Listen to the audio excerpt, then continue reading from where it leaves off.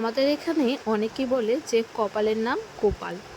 আর আজকে এই কথাটা সত্যি। কেন বললাম চলো সে সত্যি দেখো তোমরা কেন বলেছি। তো আজকে রীতিমতোই আমি রেডি হয়ে গিয়েছিলাম বাজার করব। বাবা চলে যাওয়ার পর থেকে আমি কিন্তু প্রায়ই বাড়িতে আসলে বাজার করি, আর আমার বাজার করতে খুব ভালো লাগে। আর এখানে আমি রেডি হয়েছি দেখে বাবান তো কিন্তু পাগল হয়ে গেছে। আগে কিন্তু মা বা মাসির কাছে রেখে আমি কিন্তু বেরোতে পারতাম, কিন্তু এখন আর যাওয়া যায় না। এই যা ব্যথা পেয়ে গেল, খুব বেশি দুষ্ট হয়ে গেছে এখন। হাঁটি তো দুর্ঘটনা ঘটি। আর ও কি বলছে একটু শুনে নাও, দাঁড়াও আমাদেরকে শোনাচ্ছে ও কি করে আমার সাথে আমাকে মানাচ্ছে। কি হয়েছে বাবা? কি হয়েছে? কি হয়েছে? ওয়াও!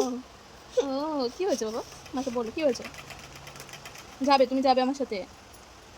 হুম? যাবে? হ্যাঁ? যাবে তুমি? যাই হোক, বাবানকে কনভিন্স করে বেরিয়ে পড়লাম, কিন্তু যেই না রাস্তায় এসেছি আকাশ তো ঠেকে দিয়েছে। আমি আগের একটা ব্লগে বললাম না যে আমি বাড়ি থেকে বেরোবো আর বৃষ্টি হবে না, এমনটা হবেই না। দেখো কি পরিমাণ বৃষ্টি, যাওয়ার মতন কোনো পরিস্থিতি ছিল না। এখানে বাচ্চা পাখি ঝগড়া লেগে গেছে।